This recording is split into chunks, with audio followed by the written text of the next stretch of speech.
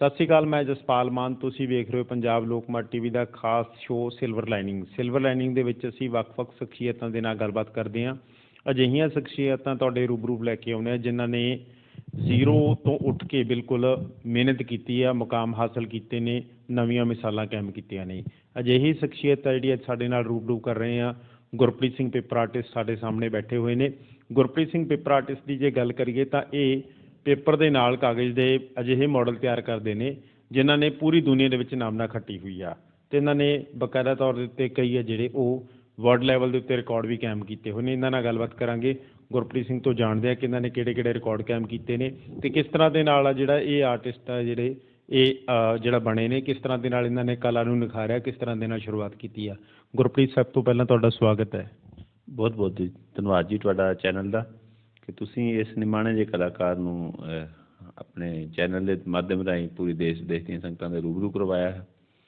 ਅਤੇ ਮੈਂ ਦੱਸਣਾ ਚਾਹੂੰਗਾ ਕਿ ਇਸ ਜੋ ਕਲਾ ਦੀ ਜੋ ਸ਼ੁਰੂਆਤ ਹੈ, ਕਾਗਜ਼ ਦੀ ਕਲਾ ਦੀ। ਗੁਰਪ੍ਰੀਤ, ਥੋੜ੍ਹੀ ਗੱਲ ਕਰ ਲਈਏ ਕਿ ਕਲਾ ਤੋਂ ਪਹਿਲਾਂ ਜੇ ਥੋੜ੍ਹਾ ਆਪਣੇ ਬਾਰੇ ਦੱਸ ਦਿਓ ਤਾਂ ਕਿ ਸਰੋਤੇ ਜਿਹੜੇ ਵੈਸੇ ਤਾਂ ਪੂਰੀ ਦੁਨੀਆ ਦੇ ਵਿੱਚ ਤੁਹਾਨੂੰ ਲੋਕ ਜਾਣਦੇ ਨੇ, ਹੈ ਨਾ, ਪਰ ਫਿਰ ਵੀ ਕਈ ਇਸ ਤਰ੍ਹਾਂ ਦੇ ਬੰਦੇ ਹੁੰਦੇ ਕਿ ਜਿਨ੍ਹਾਂ ਨੂੰ ਤੁਹਾਡੇ ਬਾਰੇ ਖੈਰ ਹੋ ਸਕਦਾ ਕਿਸੇ ਨੂੰ ਨਾ ਪਤਾ। ਥੋੜ੍ਹਾ ਆਪਣੇ ਬਾਰੇ ਦੱਸ ਦਿਓ, ਫਿਰ ਉਸ ਤੋਂ ਬਾਅਦ ਤੁਹਾਡੀ ਕਲਾ ਬਾਰੇ ਵੀ ਗੱਲ ਕਰ। ਬਿਲਕੁਲ ਜੀ, ਮੈਂ ਅੰਮ੍ਰਿਤਸਰ ਸ਼ਹਿਰ ਦਾ ਰਹਿਣ ਵਾਲਾ ਹਾਂ। ਪਿਛਲੇ ਤਕਰੀਬਨ 20 ਸਾਲਾਂ ਤੋਂ ਮੈਂ ਕਾਗਜ਼ ਦੀ ਕਲਾ ਦੇ ਨਾਲ ਜੁੜਿਆ ਹਾਂ ਅਤੇ ਬੜਾ ਹੀ ਸ਼ੁਰੂਆਤੀ ਜੋ ਸਫ਼ਰ ਹੈ ਕਾਫੀ ਮਿਹਨਤ ਭਰਿਆ ਰਿਹਾ। ਅਤੇ ਜਦੋਂ ਮੈਂ ਆਪਣੇ ਖੁਦ ਦੇ ਘਰ ਦਾ ਇੱਕ ਮਾਡਲ ਤਿਆਰ ਕੀਤਾ ਸੀਗਾ ਕਾਗਜ਼ ਦੇ ਨਾਲ, ਛੋਟੇ ਛੋਟੇ ਟੁਕੜੇ ਇਕੱਠੇ ਕਰਕੇ, ਅਤੇ ਉਹ ਜਦੋਂ ਬਣਾਇਆ ਤਾਂ ਬਹੁਤ ਪ੍ਰਸ਼ੰਸਾ ਕੀਤੀ ਗਈ ਸਾਰਿਆਂ ਵੱਲੋਂ, ਪਰਿਵਾਰ ਵੱਲੋਂ ਵੀ, ਦੋਸਤਾਂ ਮਿੱਤਰਾਂ ਵੱਲੋਂ ਵੀ। ਅਤੇ ਉਸ ਤੋਂ ਬਾਅਦ ਮੈਂ ਇੱਕ ਆਪਣੇ ਮਨ ਦੇ ਵਿੱਚ ਵਿਚਾਰ ਕੀਤਾ ਕਿ ਕਿਉਂ ਨਾ ਆਪਾਂ ਇਸ ਕਲਾ ਦੇ ਨੂੰ ਅੱਗੇ ਲੈ ਕੇ ਜਾਈਏ। ਦੇਸ਼ ਦੁਨੀਆ ਦੀਆਂ ਜਿੰਨੀਆਂ ਵੀ ਕਲਾ ਨੂੰ ਪਿਆਰ ਕਰਨ ਵਾਲੀਆਂ ਜਿਹੜੀਆਂ ਰੂਹਾਂ ਨੇ ਉਹਨਾਂ ਦੇ ਸਾਹਮਣੇ ਲੈ ਕੇ ਜਾਈਏ। ਤਾਂ ਮੈਂ ਫੈਸਲਾ ਕੀਤਾ ਕਿ ਇਸ ਕਾਗਜ਼ ਦੀ ਕਲਾ ਦੇ ਨਾਲ ਅੱਗੇ ਵੱਧਦੇ ਜਾਈਏ। ਸੋ ਮੈਂ ਦੁਨੀਆ ਦੇ 7 ਅਜੂਬੇ ਜੋ ਹੈ ਕਾਗਜ਼ ਦੇ ਨਾਲ ਬਣਾਉਣ ਦਾ ਇੱਕ ਸਫ਼ਰ ਸ਼ੁਰੂ ਕੀਤਾ। ਜੀ, ਬਹੁਤ ਬਖੂਬ। ਗੁਰਪ੍ਰੀਤ, ਥੋੜ੍ਹਾ ਇਹ ਦੱਸੋ ਕਿ ਇਹ ਤੁਸੀਂ ਜਿਹੜੀ ਕਲਾ ਦੀ ਸ਼ੁਰੂਆਤ ਆ ਨਾ ਉਹ ਕਿੱਦਾਂ ਹੋਈ? ਕਿਉਂਕਿ ਕਈ ਵਾਰ ਮਤਲਬ ਹੁੰਦਾ ਕਿ ਕਈ ਵਾਰ ਕਿਸੇ ਦਾ ਕੋਈ ਤਾਨਾ ਮਾਰਨ ਦਾ ਜਾਂ ਕੋਈ ਕਿਸੇ ਨੂੰ ਕੋਈ ਸ਼ੌਕ ਹੁੰਦਾ, ਅਲੱਗ-ਅਲੱਗ ਤਰ੍ਹਾਂ ਦੇ ਹਰੇਕ ਬੰਦੇ ਦੀ ਸ਼ੁਰੂਆਤ ਹੁੰਦੀ ਆ। ਤੁਹਾਡੀ ਸ਼ੁਰੂਆਤ ਇਹ ਕਿੱਦਾਂ ਹੋਈ ਆ? ਮੇਰੇ ਘਰ ਵਿੱਚੋਂ ਹੋਈ ਸੀ। ਮੇਰੇ ਛੋਟੇ ਬ੍ਰਦਰ ਸੀਗਾ, ਮੇਰੇ ਤੋਂ 5 ਸਾਲ ਛੋਟੇ ਨੇ ਉਹ, ਅਤੇ ਉਹਨਾਂ ਨੇ ਸਕੂਲ ਦੇ ਵਿੱਚ ਕੋਈ ਟੋਪਿਕ ਉਹਨਾਂ ਨੂੰ ਮਿਲਿਆ ਸੀ ਕਿ ਕੁਛ ਬਣਾ ਕੇ ਲਿਆਓ ਕਰਾਫਟ ਦੇ ਵਿੱਚ, ਅਤੇ ਉਹਨਾਂ ਨੇ ਇੱਕ ਛੋਟਾ ਜਿਹਾ ਇੱਕ ਮੰਦਰ ਦਾ ਸ਼ਾਇਦ ਉਹਨਾਂ ਨੂੰ ਮਿਲਿਆ ਸੀ ਕਿ ਤੁਸੀਂ ਮੰਦਰ ਦਾ ਇੱਕ ਮਾਡਲ ਬਣਾ ਕੇ ਲਿਆਉਣਾ ਕੋਈ। ਅਤੇ ਉਹਨਾਂ ਨੇ ਗੱਤਿਆਂ ਦੇ ਨਾਲ ਜੋੜ ਕੇ ਫੈਵੀਕੋਲ ਨਾਲ ਅਤੇ ਇੱਕ ਬਣਾ ਕੇ ਜਦੋਂ ਪੇਸ਼ ਕੀਤਾ ਸਕੂਲ ਦੇ ਵਿੱਚ, ਅਤੇ ਉਹਨਾਂ ਨੂੰ ਕਾਫੀ ਸ਼ਲਾਘਾ ਮਿਲੀ ਉੱਥੋਂ। ਅਤੇ ਉਹ ਵਾਰੀ ਘਰ ਆ ਕੇ ਮੈਨੂੰ ਵਾਰੀ ਕਹਿਣ, ਆ ਦੇਖੋ ਮੈਂ ਕਿੰਨਾ ਸੋਹਣਾ ਆਰਟ ਕੀਤਾ, ਤੁਸੀਂ ਇਹੋ ਜਿਹਾ ਨਹੀਂ ਕਰ ਸਕਦੇ, ਮੈਂ ਤੁਹਾਡੇ ਨਾਲੋਂ ਬੈਸਟ ਹੈ ਛੋਟਾ ਪਰ ਬੈਸਟ ਹੈ। ਅਤੇ ਉਹ 2-3 ਦਿਨ ਤਾਂ ਕਰਦਾ ਰਿਹਾ। ਫਿਰ ਚੌਥੇ ਦਿਨ ਮੈਂ ਕਿਹਾ ਚਲੋ ਹੁਣ ਮੈਂ ਤੁਹਾਨੂੰ ਕੁਛ ਬਣਾ ਕੇ ਦਿਖਾਉਣਾ।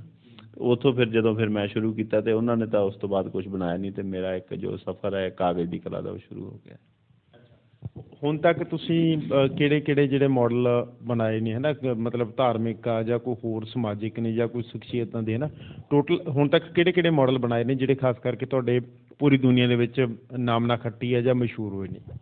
ਬਿਲਕੁਲ ਜੀ, ਮੈਂ ਦੱਸਣਾ ਚਾਹੂੰਗਾ ਕਿ ਸੰਨ 2000 ਤੋਂ ਜਦੋਂ ਮੈਂ ਇਹ ਸਫ਼ਰ ਸ਼ੁਰੂ ਕੀਤਾ, ਅਤੇ ਇਹਦੇ ਵਿੱਚ ਸਭ ਤੋਂ ਪਹਿਲਾਂ ਮੈਂ ਦੁਨੀਆ ਦੇ 7 ਅਜੂਬਿਆਂ ਦੇ ਮਾਡਲ ਬਣਾਉਣੇ ਸਟਾਰਟ ਕੀਤੇ, ਜਿਹਦੇ ਵਿੱਚ ਦਾ Tower Bridge of London, Statue of Liberty, ਦਾ ਐਫਲ ਟਾਵਰ, ਦਾ ਗ੍ਰੇਟ ਵਾਲ ਆਫ ਚਾਈਨਾ, ਦਾ ਲੀਨਿੰਗ ਟਾਵਰ ਆਫ ਪੀਸਾ, ਦਾ ਸਟੈਚੂ ਆਫ ਲਿਬਰਟੀ, ਉਹਦੇ ਨਾਲ ਮਿਸਰ ਦੇ ਜੋ ਪਿਰਾਮਿਡ ਨੇ, ਜਾਂ ਉਸ ਤੋਂ ਇਲਾਵਾ ਜਿਹੜੇ ਹੋਰ ਵਿਸ਼ਵ ਪ੍ਰਸਿੱਧ ਇਮਾਰਤਾਂ ਜਿਵੇਂ ਕਿ ਦਾ ਵਾਈਟ ਹਾਊਸ ਹੋ ਗਿਆ, ਦਾ CN ਟਾਵਰ ਜੋ ਕੈਨੇਡਾ ਦਾ ਵਿੱਚ ਹੈਗਾ, ਅਤੇ ਕਾਫੀ ਸਾਰੇ ਇਸ ਤਰ੍ਹਾਂ ਵਰਲਡ ਫੇਮਸ ਜੋ ਬਿਲਡਿੰਗਸ ਨੇ, ਦਾ Harbour Bridge, Tower Bridge of London, ਇਹ ਸਾਰੇ ਮੈਂ ਮਾਡਲ ਕਾਗਜ਼ ਦੇ ਨਾਲ ਤਿਆਰ ਕੀਤੇ, ਜਿਨ੍ਹਾਂ ਨੂੰ ਕਿ ਇੱਕ ਵੱਖਰੇ ਹੀ ਨਜ਼ਰੀਏ ਨਾਲ ਲੋਕ ਦੇਖਦੇ, ਕਿਉਂਕਿ ਇਸ ਤੋਂ ਪਹਿਲਾਂ ਦੁਨੀਆ 'ਚ ਕਿਸੇ ਨੇ ਇੰਨੇ ਸਾਰੇ ਜੋ ਵੰਡਰਸ ਨੇ ਕਾਗਜ਼ ਦੀ ਕਲਾ ਦੇ ਨਾਲ ਕਿਸੇ ਨੇ ਬਣਾਏ ਨਹੀਂ ਸੀਗੇ, ਅਤੇ ਮੈਂ ਤਿਆਰ ਕੀਤੇ। ਅਤੇ ਪਰਿਵਾਰ ਵੱਲੋਂ ਵੀ, ਆਪਣੇ ਸੱਜਣਾ ਮਿੱਤਰਾਂ ਵੱਲੋਂ ਵੀ, ਸਰਕਲ ਵੱਲੋਂ, ਸ਼ਹਿਰ ਵੱਲੋਂ ਬਹੁਤ ਸ਼ਲਾਘਾ ਮਿਲਣ ਲੱਗੀ ਸਾਰੇ ਲੋਕਾਂ ਵੱਲੋਂ।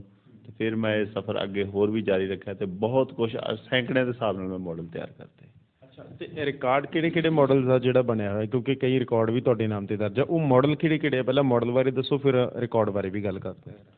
ਬਿਲਕੁਲ ਜੀ, ਮੈਂ ਤੁਹਾਨੂੰ ਦੱਸਣਾ ਚਾਹੂੰਗਾ ਕਿ ਕਾਫੀ ਸਾਰੇ ਮੈਂ ਸਮੋਲੈਸਟ ਅਤੇ ਬਿਗੈਸਟ ਮਾਡਲ ਤਿਆਰ ਕੀਤੇ ਨੇ ਕਾਗਜ਼ ਦੀ ਕਲਾ ਨਾਲ। ਜਿਵੇਂ ਕਿ ਮੈਂ ਤੁਹਾਨੂੰ ਦੱਸਣਾ ਚਾਹੂੰਗਾ ਕਿ 2009 ਦੇ ਵਿੱਚ ਮੈਂ ਇੱਕ ਟਰਬਨ ਬਣਾਈ ਸੀ, ਦਸਤਾਰ ਜੋ ਹੈ 1 ਇੰਚ ਦੀ ਦਸਤਾਰ ਬਣਾਈ ਸੀ, ਜੋ ਦੁਨੀਆ ਦੀ ਸਭ ਤੋਂ ਛੋਟੀ 1 ਇੰਚ ਦੀ ਦਸਤਾਰ ਹੈ, ਅਤੇ ਉਹ ਵਰਲਡ ਰੈਕਡ ਮੇਰਾ ਦਰਜ ਹੋਇਆ। ਅਤੇ ਉਹਦੇ ਨਾਲ ਮੈਨੂੰ ਇੰਡੀਆ ਬੁੱਕ ਆਫ ਰਿਕਾਰਡ ਵੱਲੋਂ 2012 ਦੇ ਵਿੱਚ top 120 talent of India the award ਦੇ ਕੇ ਵੀ ਨਵਾਜਿਆ ਗਿਆ ਉਸ ਛੋਟੀ ਦਸਤਾਰ ਬਣਾਉਣ ਕਰਕੇ। ਉਹਦੇ ਨਾਲ ਸੁਨੇਹਾ ਵੀ ਦਿੱਤਾ ਕਿ turban is crown for Sikhs, ਜੋ ਸਿੱਖਾਂ ਲਈ ਸਿਰ ਦਾ ਤਾਜ ਹੈ। ਅਤੇ ਲੋਕਾਂ ਨੂੰ ਅੰਮ੍ਰਿਤ ਛਕਣ ਦੀ, ਦਸਤਾਰ ਸਜਾਉਣ ਦੀ ਨਾਲ ਪ੍ਰੇਰਨਾ ਵੀ ਦਿੰਦਾ ਉਹ ਜੋ ਆਰਟ ਵਰਕ ਹੈਗਾ।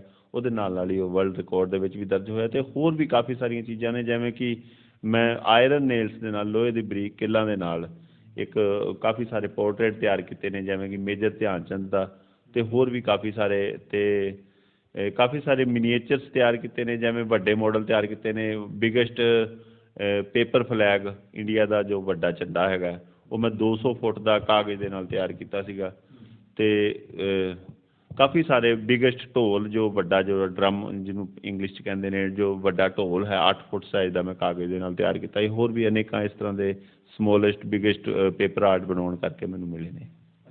ਗੁਰਪ੍ਰੀਤ, ਰਿਕਾਰਡ ਕਿਹੜੇ ਬਣੇ? ਕਿਉਂਕਿ ਵਰਲਡ ਰਿਕਾਰਡ ਵੀ ਤੁਸੀਂ ਦੱਸ ਰਹੇ ਸੀ ਕਾਫੀ ਬਣੇ ਹੋਏ ਆ, ਉਸ ਤੋਂ ਬਿਨਾਂ ਨੈਸ਼ਨਲ ਰਿਕਾਰਡ ਵੀ ਬਣੇ ਹੋਏ ਆ, ਉਹ ਕਿਹੜੇ ਬਣੇ ਹੋਏ ਆ? ਨੈਸ਼ਨਲ ਰੈਕਡ ਦੇ ਵਿੱਚ ਮੇਰੇ ਮੋਸਟਲੀ ਇਹੀ ਆਉਂਦਾ ਕਿ biggest collection of paper art works, ਕਿਉਂਕਿ ਕਾਗਜ਼ ਦੀ ਕਲਾ ਨਾਲ ਇੰਨੇ ਸਾਰੇ ਆਰਟ ਵਰਕ ਕਿਸੇ ਨੇ ਨਹੀਂ ਬਣਾਏ, ਜਾਂ ਕੁਛ ਰੈਪਲੀਕਾਜ਼ ਐਸੇ ਨੇ ਸਪੈਸ਼ਲ ਜਿਹੜੇ ਮੈਂ ਬਣਾਏ, ਜਿਨ੍ਹਾਂ ਕਰਕੇ ਮੈਨੂੰ ਨੈਸ਼ਨਲ ਰਿਕਾਰਡ ਮਿਲਿਆ। ਇੱਕ ਮੈਂ ਕੋਇਨਸ ਇੱਕ ਬਣਾਇਆ ਸੀ, ਕੋਇਨ ਤਿਆਰ ਕੀਤਾ ਸੀ USA ਦਾ, $1 ਦਾ, ਤਕਰੀਬਨ ਇਸ ਸਾਈਜ਼ ਦਾ ਹੋਏਗਾ, 1 ਫੁੱਟ ਦੇ ਕਰੀਬ। ਉਹ ਵਰਲਡ ਦਾ ਪਹਿਲਾ ਪੇਪਰ ਦਾ ਰੈਪਲੀਕਾ ਮੈਂ ਤਿਆਰ ਕੀਤਾ ਸੀਗਾ, ਜੋ ਕਿ ਦੁਨੀਆ 'ਚ ਇਸ ਤੋਂ ਪਹਿਲਾਂ ਕਿਸੇ ਨੇ ਤਿਆਰ ਨਹੀਂ ਕੀਤਾ ਸੀ। ਅਤੇ ਇਸ ਤਰ੍ਹਾਂ ਹੋਰ ਸਮੋਲੈਸਟ ਕਾਫੀ ਰੈਪਲੀਕਾਜ਼ ਨੇ, ਮੈਨੂੰ ਹੁਣ ਯਾਦ ਨਹੀਂ ਆ ਰਿਹਾ ਫਿਲਹਾਲ, ਕਿਉਂਕਿ ਮੈਂ ਤਕਰੀਬਨ 200-250 ਤੋਂ ਵੱਧ ਮਾਡਲ ਮੈਂ ਤਿਆਰ ਕੀਤੇ ਨੇ। ਇਸ ਤਰ੍ਹਾਂ ਅਲੱਗ-ਅਲੱਗ ਸਮੋਲੈਸਟ ਚੀਜ਼ਾਂ ਜਾਂ ਯੂਨੀਕ ਚੀਜ਼ਾਂ, ਇਸ ਤਰ੍ਹਾਂ ਦੇ ਆਰਟ ਵਰਕ ਕਰਨ ਕਰਕੇ ਮੈਨੂੰ ਇੰਨੇ ਸਾਰੇ ਵਰਲਡ ਰੈਕਡ ਮਿਲੇ ਹੋਏ ਨੇ। ਇੱਕ ਹੋਰ ਚੀਜ਼ ਦੱਸੋ ਗੁਰਪ੍ਰੀਤ, ਕਿ ਕਾਫੀ ਮਾਡਲਸ ਤੁਹਾਡੇ ਬਾਹਰ ਵੀ ਲੱਗੇ ਹੋਏ ਨਾ, ਕਿਹੜੇ ਕੰਟਰੀ 'ਚ ਕਿੱਥੇ ਸਟੈਬਲਿਸ਼ ਹੋਏ ਆ ਤੁਹਾਡੇ ਮਾਡਲ? ਬਿਲਕੁਲ ਜੀ, ਮੈਂ ਦੱਸ ਦੇਵਾਂ ਕਿ ਜਿੱਥੇ ਮੈਂ ਦੁਨੀਆ ਦੇ ਪ੍ਰਸਿੱਧ ਅਜੂਬਿਆਂ ਦੇ ਮੈਂ ਮਾਡਲ ਤਿਆਰ ਕੀਤੇ ਨੇ। ਕਾਫੀ ਸਾਲਾਂ ਤੋਂ ਮੈਂ ਐਜ ਏ ਸਿੱਖ, ਮੇਰਾ ਫਰਜ਼ ਬਣਦਾ ਹੈ ਕਿ ਮੈਂ ਇੱਕ ਸਿੱਖ ਆਰਟਿਸਟ ਹੋਣ ਦੇ ਨਾਤੇ ਮੈਂ ਧਾਰਮਿਕ ਸਥਾਨਾਂ ਦੇ ਵੀ ਮਾਡਲ ਬਣਾਉਣ ਦਾ ਵੀ ਵਿਚਾਰ ਮੇਰੇ ਮਨ ਦੇ ਵਿੱਚ ਆਇਆ। ਅਤੇ ਨਾ ਸਿਰਫ ਕਿ ਮੈਂ ਸਿੱਖ ਧਰਮ ਨਾਲ ਰਿਲੇਟਡ ਮੈਂ ਮਾਡਲ ਬਣਾਏ, ਮੈਂ ਮੁਸਲਿਮ ਧਰਮ ਨਾਲ ਰਿਲੇਟਡ ਵੀ ਬਣਾਏ, ਕ੍ਰਿਸਚਨ ਨਾਲ ਵੀ ਬਣਾਏ, ਅਤੇ ਜੋ ਹਿੰਦੂਇਜ਼ਮ ਨਾਲ ਜੁੜੇ ਬਣਾਏ, ਕਿਉਂਕਿ ਮੈਂ ਗੁਰੂ ਕਾ ਸਿੱਖ ਹਾਂ, ਲੇਕਿਨ ਮੈਂ ਸਤਿਕਾਰ ਸਭ ਧਰਮਾਂ ਦਾ ਕਰਦਾ ਹਾਂ। ਸੋ ਸਭ ਧਰਮਾਂ ਨਾਲ ਰਿਲੇਟਡ ਮੈਂ ਕਾਫੀ ਸਾਰੇ ਮਾਡਲ ਬਣਾਏ ਨੇ। ਸੋ ਮੈਂ ਕਾਫੀ ਸਾਰੇ ਗੁਰਧਾਮਾਂ ਦੇ ਮਾਡਲ ਬਣਾਏ ਨੇ, ਜਿਵੇਂ ਕਿ 10 ਪਾਤਸ਼ਾਹੀਆਂ ਦੇ ਜਨਮ ਸਥਾਨਾਂ ਦੇ ਮਾਡਲ। ਉਸ ਤੋਂ ਇਲਾਵਾ ਸ਼੍ਰੀ ਦਰਬਾਰ ਸਾਹਿਬ ਜੀ ਦਾ, ਸ਼੍ਰੀ ਪੰਜਾ ਸਾਹਿਬ, ਸ਼੍ਰੀ ਨਨਕਾਣਾ ਸਾਹਿਬ, ਸ਼੍ਰੀ ਕਰਤਾਰਪੁਰ ਸਾਹਿਬ, ਜੋ ਕਿ ਰੀਸੈਂਟਲੀ ਪਿਛਲੇ ਸਾਲ ਹੀ ਅਜੇ ਕੋਰੀਡੋਰ ਖੁੱਲ੍ਹਾ, ਉਸ ਦਾ ਵੀ ਮਾਡਲ। ਅਤੇ ਹੋਰ ਵੀ ਅਨੇਕਾਂ ਜੋ ਧਾਰਮਿਕ ਸਥਾਨਾਂ ਦੇ ਮਾਡਲ, ਜਿਵੇਂ ਕਿ ਜੂਨ 1984 ਵੇਲੇ ਦਾ ਜੋ ਸ਼੍ਰੀ ਅਕਾਲ ਤਖ਼ਤ ਸਾਹਿਬ ਜੀ ਦਾ ਮਾਡਲ, ਇਹ ਵੀ ਮੈਂ ਤਿਆਰ ਕੀਤੇ ਨੇ। ਅਤੇ ਵੱਖ-ਵੱਖ ਕੰਟਰੀਆਂ ਦੇ ਵਿੱਚ, ਜਿਵੇਂ ਹੁਣ ਤੁਸੀਂ ਪੁੱਛਿਆ, ਫਰਾਂਸ ਦੇ ਵਿੱਚ, ਜਰਮਨੀ ਦੇ ਵਿੱਚ, ਕੈਨੇਡਾ ਦੇ ਵਿੱਚ, ਅਮੈਰੀਕਾ ਦੇ ਵਿੱਚ, ਆਸਟ੍ਰੇਲੀਆ ਦੇ ਵਿੱਚ, ਸਿੰਗਾਪੁਰ ਦੇ ਵਿੱਚ, ਮਲੇਸ਼ੀਆ ਦੇ ਵਿੱਚ ਮੇਰੇ ਬਣਾਏ ਹੋਏ ਮਾਡਲ ਜੋ ਆਰਟ ਵਰਕ ਨੇ ਉੱਥੇ ਸਟੈਬਲਿਸ਼ ਨੇ। ਕੁਛ ਅਜਾਇਬ ਘਰਾਂ 'ਚ ਲੱਗੇ ਨੇ, ਕੁਛ ਉੱਥੇ ਜੋ ਜਿੱਥੇ ਵੀ ਗੁਰੂ ਘਰਾਂ 'ਚ ਜਾਂ ਨਗਰ ਕੀਰਤਨਾਂ ਵਿੱਚ ਸ਼ਾਮਿਲ ਕਰਨ ਲਈ ਉੱਥੇ ਲੱਗੇ ਹੋਏ ਨੇ। ਅੱਛਾ ਗੁਰਪ੍ਰੀਤ, ਤੁਸੀਂ ਪੂਰੀ ਦੁਨੀਆ ਦੇ ਵਿੱਚ ਵੀ ਘੁੰਮਦੇ ਹੋ ਨਾ, ਅਲੱਗ-ਅਲੱਗ ਕੰਟਰੀ ਦੇ ਵਿੱਚ ਵੀ ਜਾਂਦੇ ਹੋ, ਉੱਥੇ ਜਾ ਕੇ ਮਾਡਲ ਬਣਾਉਂਦੇ ਹੋ। ਕੋਈ ਕਿੱਸਾ, ਬੇਸ਼ੱਕ ਉਹ ਪੰਜਾਬ ਦਾ ਹੋਏ, ਬਾਹਰ ਦਾ ਹੋਏ, ਜੋ ਦਿਲ ਨੂੰ ਟੁੰਬ ਗਿਆ ਹੋਵੇ, ਜਾਂ ਕਹਿ ਲਓ ਕਿ ਦਿਲ 'ਤੇ ਲੱਗ ਗਿਆ ਹੋਵੇ, ਕੋਈ ਇੱਦਾਂ ਦੀ ਗੱਲ? ਬਿਲਕੁਲ ਜੀ, ਉਹ ਵਾਕਿਆ ਤੁਸੀਂ ਯਾਦ ਕਰਾਤਾ ਮੈਨੂੰ। ਬੜੇ ਸਾਲ ਪਹਿਲਾਂ ਇੱਕ ਵਾਰੀ ਹੋਇਆ ਸੀ ਕਿ 2011 ਦੇ ਵਿੱਚ ਸ਼੍ਰੀ ਦਰਬਾਰ ਸਾਹਿਬ ਦੇ ਬਿਲਕੁਲ ਜਿਹੜਾ ਘੰਟਾ ਘਰ ਗੇਟ ਹੈ, ਉਹਦੇ ਓਪੋਜਿਟ ਪਹਿਲਾਂ ਇੱਕ ਛੋਟੀ ਜਿਹੀ ਸਟਾਲ ਹੋਇਆ ਕਰਦੀ ਸੀ ਭਗਤ ਪੂਰਨ ਸਿੰਘ ਜੀ ਦੇ ਨਾਂ ਤੋਂ, ਜਿੱਥੇ ਕਿ ਬੁੱਕਸ ਮਿਲਿਆ ਕਰਦੀਆਂ ਸੀ, ਛੋਟੇ ਛੋਟੇ ਲਿਟਰੇਚਰ ਜੋ ਕਿ ਉਹਨਾਂ ਦੇ ਜੀਵਨ ਤੋਂ ਜਾਂ ਗੁਰਬਾਣੀ ਦੀ ਸਿੱਖਿਆਵਾਂ ਨਾਲ ਭਰਪੂਰ, ਉੱਥੇ ਸਟਾਲ ਲੱਗਿਆ ਕਰਦੀ ਸੀ। ਉਸ ਵੇਲੇ ਆ ਬਾਹਰ ਜਿਹੜੇ ਫਾਊਂਟਨ ਲੱਗੇ ਹੈ ਦਰਬਾਰ ਸਾਹਿਬ ਦੇ ਬਾਹਰ, ਇਸ ਪਾਸੇ ਇਹ ਨਹੀਂ ਬਣੇ ਸੀ ਅਜੇ, ਬਹੁਤ ਸਾਰੇ ਸੰਗਤਾਂ ਜਾਣਦੀਆਂ ਹੋਣਗੀਆਂ। ਤਾਂ ਇੱਥੇ ਇੱਕ ਪ੍ਰਦਰਸ਼ਨੀ ਲਾਈ ਸੀ ਆਪਾਂ ਸ੍ਰੀ ਗੁਰੂ ਨਾਨਕ ਦੇਵ ਜੀ ਮਹਾਰਾਜ ਦੇ ਆਗਮਨ ਪੁਰਬ ਵਾਲੇ ਦਿਨ 2011 ਦੇ ਵਿੱਚ, ਅਤੇ ਬਾਹਰਲੇ ਪਾਸੇ ਲਾਈ ਸੀ ਇੱਕ ਸਟਾਲ ਲਾ ਕੇ। ਅਤੇ ਬਹੁਤ ਸਾਰੀਆਂ ਸੰਗਤਾਂ, ਕਿਉਂਕਿ ਗੁਰੂ ਨਾਨਕ ਦੇਵ ਜੀ ਮਹਾਰਾਜ ਜੀ ਦੇ ਜੋ ਜਨਮ ਸਥਾਨ ਦਾ ਜੋ ਮਾਡਲ ਹੈ ਉਹ ਆਪਾਂ ਉੱਥੇ ਸਟੈਬਲਿਸ਼ ਕੀਤਾ ਸੀ। ਨਾਲ ਪੰਜਾ ਸਾਹਿਬ ਅਤੇ ਨਨਕਾਣਾ ਸਾਹਿਬ ਜੀ, 2 ਮਾਡਲ ਸੀਗੇ, ਇੱਕ ਸ਼੍ਰੀ ਦਰਬਾਰ ਸਾਹਿਬ ਜੀ ਦਾ ਮਾਡਲ ਸੀਗਾ। ਤੇ ਬਹੁਤ ਸਾਰੀਆਂ ਸੰਗਤਾਂ ਨਤਮਸਤਕ ਹੋਣ ਲਈ ਆ ਰਹੀਆਂ ਸੀ, ਕਿਉਂਕਿ ਗੁਰਪੁਰਬ ਸੀਗਾ ਤੇ ਸੰਗਤ ਵੀ ਬਹੁਤ ਜ਼ਿਆਦਾ ਆ ਰਹੀ ਸੀ। ਤੇ ਚਾਰੇ ਪਾਸੇ ਮੈਨੂੰ ਯਾਦ ਹੈ ਬਹੁਤ ਜ਼ਿਆਦਾ ਸੰਗਤਾਂ ਦਾ ਜਮਾਵੜਾ ਇਕੱਠਾ ਹੋਇਆ ਹੋਇਆ ਸੀਗਾ। ਤਕਰੀਬਨ 40-50 ਲੋਕ ਸੀਗੇ। ਤੇ ਉਸ 40-50 ਲੋਕਾਂ ਦੇ ਵਿੱਚੋਂ ਇੱਕ ਸੰਗਤ ਦੇ ਵਿੱਚੋਂ ਇੱਕ ਸ਼ਰਧਾਲੂ ਸਾਈਡ ਤੋਂ ਹੋ ਕੇ ਇੱਕ ਬਜ਼ੁਰਗ ਮੇਰੇ ਸਾਹਮਣੇ ਆਉਂਦਾ, ਤਕਰੀਬਨ 70-75 ਸਾਲ ਦੀ ਉਮਰ ਦਾ। ਤੇ ਉਹ ਆ ਕੇ ਮੈਨੂੰ ਕਹਿੰਦੇ, ਜੀ ਸਰਦਾਰ ਜੀ ਇਹ ਮਾਡਲ ਤੁਸੀਂ ਬਣਾਏ ਹੈ?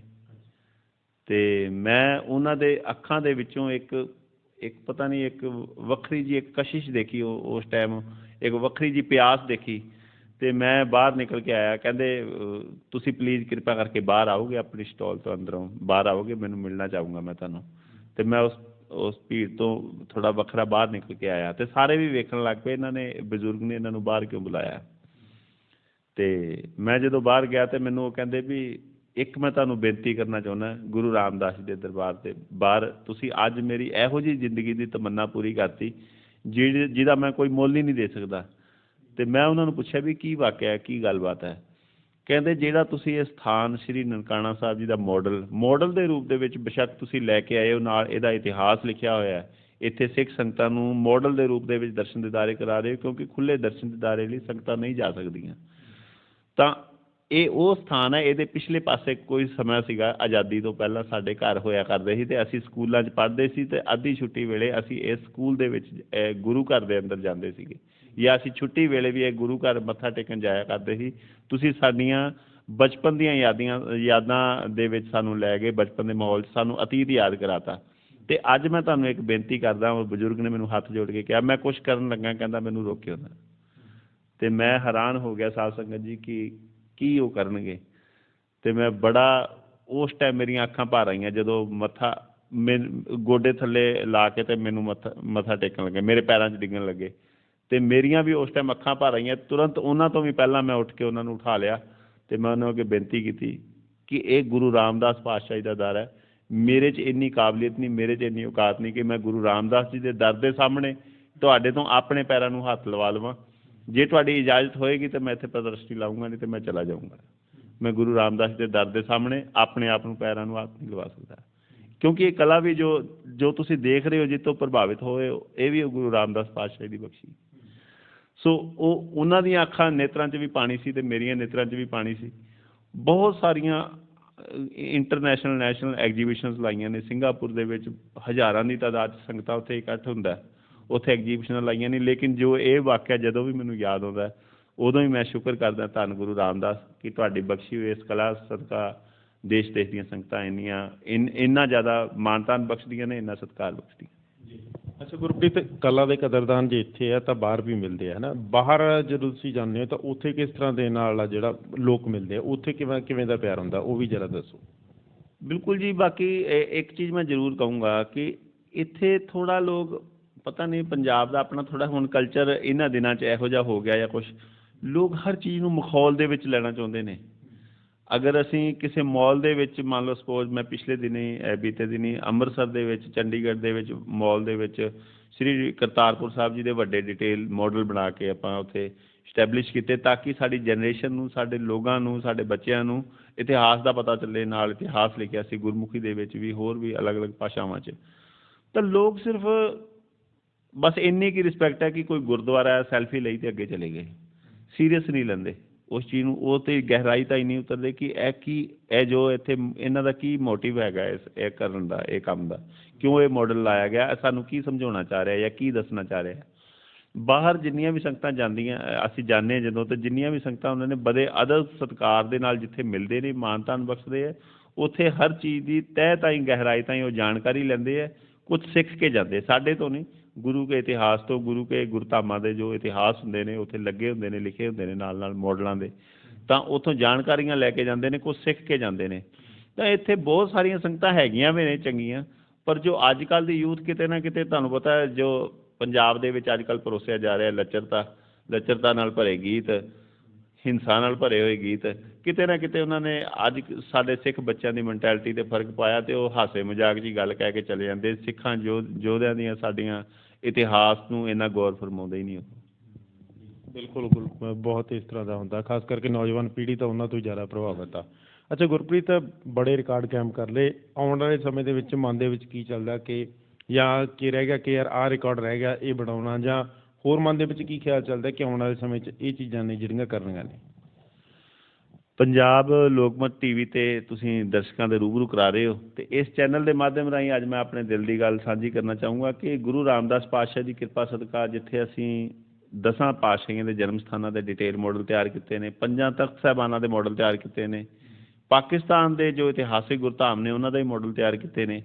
ਦਿਲ ਦੀ ਇੱਕ ਤਮੰਨਾ ਹੈ ਆਉਣ ਵਾਲੇ ਸਮੇਂ ਦੇ ਵਿੱਚ, ਸੰਗਤਾਂ ਵੀ ਸੁਣ ਰਹੀਆਂ ਨੇ, ਅਗਰ ਸੰਗਤਾਂ ਨੂੰ ਕਿਤੇ ਵੀ ਲੱਗੇ ਤਾਂ ਮੈਂ ਚਾਹੁੰਦਾ ਕਿ ਇੱਕ ਅਜਾਇਬ ਘਰ ਬਣਾਇਆ ਜਾਵੇ ਜਿਹਦੇ ਵਿੱਚ ਸਾਡੇ ਸਿੱਖ ਇਤਿਹਾਸ ਨਾਲ ਜੁੜੇ ਜੋ ਅਨਮੋਲ ਖਜ਼ਾਨੇ ਨੇ, ਗੁਰਧਾਮ ਨੇ, ਉਹਨਾਂ ਦਾ ਇਤਿਹਾਸ ਹੈ ਕਿ ਕਿੱਥੇ ਕਿੱਥੇ ਕਿਹੜੇ ਕਿਹੜੇ ਸ਼ਹਿਰ 'ਚ ਇਹ ਇਤਿਹਾਸਿਕ ਜੋ ਸਥਾਨ ਨੇ ਉਹ ਮੌਜੂਦ ਨੇ, ਕੀ ਇਹਨਾਂ ਦਾ ਇਤਿਹਾਸ ਹੈ, ਕਿਹੜੇ ਗੁਰੂ ਸਾਹਿਬ ਨਾਲ, ਕਿਹੜੇ ਭਗਤ ਸਾਹਿਬਾਨ ਨਾਲ ਜਾਂ ਕਿਹੜੇ ਸ਼ਹੀਦਾਂ ਸਿੰਘਾਂ ਨਾਲ ਸੰਬੰਧਿਤ ਹੈ, ਇਹ ਸਾਰੀਆਂ ਜਾਣਕਾਰੀਆਂ ਉਸ ਅਜਾਇਬ ਘਰ ਦੇ ਵਿੱਚ ਹੋਣ। ਮੇਰੇ ਦਿਲ ਦੀ ਤਮੰਨਾ ਹੈ ਜਿੱਥੇ ਵੀ ਦੇਸ਼ ਦੀ ਸੰਗਤ ਅਗਰ ਹੁਕਮ ਲਾਏਗੀ, ਵੈਸੇ ਤਾਂ ਮੈਂ ਦੇਸ਼ ਦੁਨੀਆ ਦੀਆਂ ਸੰਗਤਾਂ ਲਈ ਹਾਜ਼ਰ ਹਾਂ ਹਰ ਟਾਈਮ, ਜਿੱਥੇ ਵੀ ਸੰਗਤਾਂ ਹੁਕਮ ਲਾਉਂਦੀਆਂ ਨੇ ਅਸੀਂ ਜਾ ਕੇ ਉੱਥੇ ਸੰਗਤਾਂ ਦੇ ਦਰਸ਼ਨਦਾਰੇ ਕਰਕੇ ਆਈਦਾ, ਜਾਂ ਮਾਡਲ ਲੈ ਕੇ ਭੇਜੀਦੇ ਆ ਜਾਂ ਜਾ ਕੇ ਆਈਦਾ। ਲੇਕਿਨ ਮੇਰੇ ਮਨ ਦੀ ਇੱਛਾ ਹੈ ਕਿ ਇੱਕ ਅਜਾਇਬ ਘਰ ਖੋਲ੍ਹਿਆ ਜਾਵੇ, ਇੱਕ ਇੰਡੀਆ 'ਚ ਅਤੇ ਇੱਕ ਬਾਹਰ, ਜਿੱਥੇ ਵੀ ਕੰਟਰੀਆਂ ਸੰਗਤਾਂ ਹੁਕਮ ਲਾਉਣਗੀਆਂ, ਜਿਹਦੇ ਨਾਲ ਕਿ ਸਾਡੇ ਆਉਣ ਵਾਲੇ ਟਾਈਮ ਦੇ ਵਿੱਚ ਇੱਕ ਸਟੱਡੀ ਸੈਂਟਰ ਦੇ, ਸਿੱਖ ਸਟੱਡੀ ਸੈਂਟਰ ਦੇ ਰੂਪ ਦੇ ਵਿੱਚ ਇਹ ਚੀਜ਼ਾਂ ਉੱਭਰ ਕੇ ਆ ਸਕਣ। ਕਿਉਂਕਿ ਸਾਡੇ ਬੱਚਿਆਂ ਨੂੰ ਅੱਜ ਕੱਲ੍ਹ ਕਿਤੇ ਨਾ ਕਿਤੇ ਪੁਸਤਕਾਂ ਤੋਂ ਜੋ ਲਗਾਵ ਹੋਣਾ ਚਾਹੀਦਾ ਇਹ ਦੇਖਣ ਨੂੰ ਨਹੀਂ ਮਿਲਦਾ, ਪੁਸਤਕਾਂ ਪੜ੍ਹਨ ਦੇ ਤੋਂ ਸ਼ੌਕੀਨ ਰਹਿ ਨਹੀਂ ਗਏ, ਤਾਂ ਕਿਤੇ ਨਾ ਕਿਤੇ ਕਲਾ ਹੀ ਜੋ ਹੈ ਇੱਕ ਜ਼ਰੀਆ ਬਣ ਕੇ ਉੱਭਰ ਕੇ ਆ ਸਕੇ ਕਿ ਜਿੱਥੇ ਉਹ ਬੱਚੇ ਕਲਾ ਦੇਖ ਕੇ ਨਵੀਂ ਕਲਾ ਤੋਂ ਪ੍ਰਭਾਵਿਤ ਹੋਣ, ਉਹਦੇ ਨਾਲ ਹੀ ਉਹ ਇਤਿਹਾਸ ਤੋਂ ਵੀ ਜਾਣੂ ਹੋਣ, ਅਤੇ ਇਹ ਮੇਰੇ ਮਨ ਦੀ ਆਉਣ ਵਾਲੇ ਟਾਈਮ ਦੀ ਇੱਛਾ ਹੈ। ਅੱਛਾ ਗੁਰਪ੍ਰੀਤ ਜੀ, ਇੱਕ ਲਾਸਟ ਚਾਹੁੰਦੇ ਹਾਂ ਕਿ ਇੱਕ ਤੁਸੀਂ ਛੋਟਾ ਜਿਹਾ ਸੰਦੇਸ਼ ਵੀ ਦਿਓ, ਨਾਲ ਇਹ ਚੀਜ਼ ਜ਼ਰੂਰ ਕਿ ਮੰਨ ਲਓ ਫਰਜ਼ ਕਰੋ ਕਿਸੇ ਸਾਡੇ ਵੀਰ ਨੂੰ ਤੁਹਾਡੀ ਕਲਾ ਦੇਖਦਾ ਜਾਂ ਉਹ ਸਰਚ ਕਰਦੇ ਨੇ, ਉਸ ਤੋਂ ਬਾਅਦ ਉਹਨਾਂ ਦਾ ਮਨ ਕਰਦਾ ਕਿ ਤੁਹਾਡੀ ਕਲਾ ਦਿਖ ਗਈ ਜਾਂ ਕੁਛ ਮਾਡਲ ਅਸੀਂ ਘਰ ਵਾਸਤੇ ਬਣਵਾਈਏ ਹੈ ਨਾ, ਤਾਂ ਫਿਰ ਉਹ ਕਿੱਦਾਂ ਕਰਨ, ਅਤੇ ਨਾਲ ਸੰਦੇਸ਼ ਵੀ, ਦੋਨੋਂ ਚੀਜ਼ਾਂ ਸਾਂਝੀਆਂ ਕਰ ਦਿਓ ਇਕੱਠੀਆਂ। ਬਿਲਕੁਲ ਜੀ, ਅਗਰ ਦੇਸ਼ ਦੁਨੀਆ 'ਚ ਕਿਤੇ ਵੀ ਦਾਸਰੇ ਦੇ ਕੰਮ ਨੂੰ ਜਿੰਨਾ ਵੀ ਤੁਸੀਂ ਦੇਖਿਆ ਹੈਗਾ ਜਾਂ ਜਿੱਥੇ ਵੀ, ਕਿਉਂਕਿ ਸ੍ਰੀ ਦਰਬਾਰ ਸਾਹਿਬ ਜੀ ਦਾ 400 ਸਾਲ ਪੁਰਾਣਾ ਮਾਡਲ ਵੀ ਆਪਾਂ ਤਿਆਰ ਕੀਤਾ ਸੀ ਪਿਛਲੇ ਸਾਲ, ਅਤੇ ਸ੍ਰੀ ਦਰਬਾਰ ਸਾਹਿਬ ਜੀ ਦੇ ਕਾਫੀ ਸਾਰੇ ਅਲੱਗ ਅਲੱਗ ਆਕਾਰਾਂ ਦੇ ਵਿੱਚ ਆਪਾਂ ਮਾਡਲ ਤਿਆਰ ਕਰ ਚੁੱਕੇ ਹਾਂ। ਹੋਰ ਵੀ ਧਾਰਮਿਕ ਸਥਾਨਾਂ ਦੇ ਜਾਂ ਆਰਕੀਟੈਕਚਰਲ ਮਾਡਲ ਜਾਂ ਬਿਲਡਿੰਗ ਜਿੱਥੇ ਵੀ ਬਣਦੀਆਂ ਨੇ ਆਪਾਂ ਮਾਡਲ ਤਿਆਰ ਕਰਦੇ ਹਾਂ। ਤਾਂ ਦੇਸ਼ ਦੁਨੀਆ ਦੀ ਸੰਗਤ ਕਿਤੇ ਵੀ ਹੁਕਮ ਲਾਵੇ, ਦਾਸ ਦੇ ਨਾਮ ਤੋਂ ਸਰਚ ਕਰਕੇ ਗੂਗਲ ਤੋਂ ਜਾਂ ਕਿਤੋਂ ਵੀ ਕੰਟੈਕਟ ਮੇਰਾ ਮਿਲ ਸਕਦਾ, ਪੇਪਰ ਆਰਟਿਸਟ ਗੁਰਪ੍ਰੀਤ ਸਿੰਘ ਨਾਮ ਤੋਂ। ਮੈਂ ਆਪਣਾ ਨੰਬਰ ਵੀ ਬੋਲ ਦਿੰਦਾ ਕਿ 9888342384 98883 42384 'ਤੇ ਸੰਪਰਕ। ਮਾਫ਼ ਕਰਨਾ ਮੈਂ ਤੁਹਾਡੀ ਗੱਲ ਕੱਟਣ ਲੱਗਿਆ, ਮੈਂ ਕਮੈਂਟ ਦੇ ਵਿੱਚ ਵੀ ਜ਼ਰੂਰ ਅਸੀਂ ਜਿਹੜਾ ਤੁਹਾਡਾ ਨੰਬਰ ਪਬਲਿਸ਼ ਕਰ ਦਾਂਗੇ ਤਾਂ ਜੋ ਤੁਹਾਡੇ ਤੱਕ ਜਿਹੜੇ ਸਰੋਤੇ ਸੁਣ ਰਹੇ ਉਹ ਤੁਹਾਡੇ ਤੱਕ ਪਹੁੰਚ ਸਕਣ ਜੀ। ਅਤੇ ਉਹਦੇ ਨਾਲ ਜਿੱਥੇ ਵੀ ਜਿੰਨੇ ਵੀ ਆਪਾਂ ਜਿਵੇਂ ਮਾਡਲ ਤਿਆਰ ਕੀਤੇ ਹੈਗੇ ਆ, ਜਾਂ ਜੋ ਵੀ ਸੰਗਤਾਂ ਸੰਪਰਕ ਕਰਨਾ ਚਾਹੁੰਦੀਆਂ ਹੋਣ ਜਾਂ ਕਿਤੇ ਪ੍ਰਦਰਸ਼ਨੀ ਲਵਾਉਣਾ ਚਾਹੁੰਦੇ ਹੋਣ, ਜਿਵੇਂ ਕਿ ਕੀਰਤਨ ਦਰਬਾਰ ਭਾਰਤ ਦੇ ਵਿੱਚ ਜਾਂ ਵੱਖ-ਵੱਖ ਕੰਟਰੀ ਦੇ ਵਿੱਚ ਕਿਤੇ ਵੀ ਹੁੰਦੇ ਨੇ, ਜਾਂ ਨਗਰ ਕੀਰਤਨ ਦੇ ਵਿੱਚ ਸੁਸ਼ੋਭਿਤ ਕਰਨ ਲਈ ਵੱਡੇ ਆਕਾਰ ਦੇ ਦਰਬਾਰ ਸਾਹਿਬ ਦਾ ਮਾਡਲ ਜਾਂ ਸ਼੍ਰੀ ਨਨਕਾਣਾ ਸਾਹਿਬ ਦਾ, ਕਰਤਾਰਪੁਰ ਸਾਹਿਬ ਦਾ, ਕਿਸੇ ਵੀ ਸਾਈਜ਼ 'ਤੇ ਐਨੀਥਿੰਗ ਐਵਰੀਵੇਅਰ ਕੁਛ ਵੀ ਆਪਾਂ ਬਣਾ ਕੇ ਭੇਜ ਸਕਦੇ ਹਾਂ ਜਾਂ ਜਾ ਕੇ ਬਣਾ ਸਕਦੇ ਹਾਂ। ਸੰਗਤਾਂ ਲਈ ਅਸੀਂ ਵਰਲਡ ਵਾਈਡ ਹਾਜ਼ਰ ਹਾਂ। ਗੁਰਪ੍ਰੀਤ ਜੀ ਤੁਸੀਂ ਸਮਾਂ ਕੱਢਿਆ, ਬਹੁਤ ਬਹੁਤ ਮਿਹਰਬਾਨੀ। ਆਉਣ ਵਾਲੇ ਸਮੇਂ 'ਚ ਦੁਬਾਰਾ ਫਿਰ ਤੁਹਾਡੇ ਨਾਲ ਫਿਰ ਰਾਬਤਾ ਕਾਇਮ ਕਰਾਂਗੇ ਜੀ। ਸੋ ਇਹ ਸਨ ਗੁਰਪ੍ਰੀਤ ਸਿੰਘ ਪੇਪਰ ਆਰਟਿਸਟ, ਜਿਨ੍ਹਾਂ ਦੀ ਕਲਾ ਦੇ ਨਾਲ ਸੰਬੰਧਿਤ ਤੁਸੀਂ ਗੱਲਾਂ ਕੀਤੀਆਂ ਨੇ, ਕਿਸ ਤਰ੍ਹਾਂ ਦੇ ਨਾਲ ਇਹ ਉੱਠੇ ਨੇ, ਕਿਸ ਤਰ੍ਹਾਂ ਦੇ ਨਾਲ ਘਰੋਂ ਇਹਨਾਂ ਦਾ ਜਿਹੜਾ ਸ਼ੁਰੂਆਤ ਹੋਈ ਆ, ਉਸ ਤੋਂ ਬਾਅਦ ਇਸ ਤਰ੍ਹਾਂ ਦੀ ਸ਼ੁਰੂਆਤ ਹੋਈ ਕਿ ਰੁਕੇ ਦੀ। ਸੋ ਅੱਜ ਦੇ ਐਪੀਸੋਡ ਦੇ ਵਿੱਚ ਇੰਨਾ ਹੀ। ਦੁਬਾਰਾ ਨਵੇਂ ਐਪੀਸੋਡ ਦੇ ਵਿੱਚ ਨਵੇਂ ਸ਼ਖਸੀਅਤ ਦੇ ਨਾਲ ਫਿਰ ਦੁਬਾਰਾ ਮੁਲਾਕਾਤ ਕਰਾਂਗੇ। ਤਦ ਤੱਕ ਲਈ ਰੱਬ ਰਾਖਾ।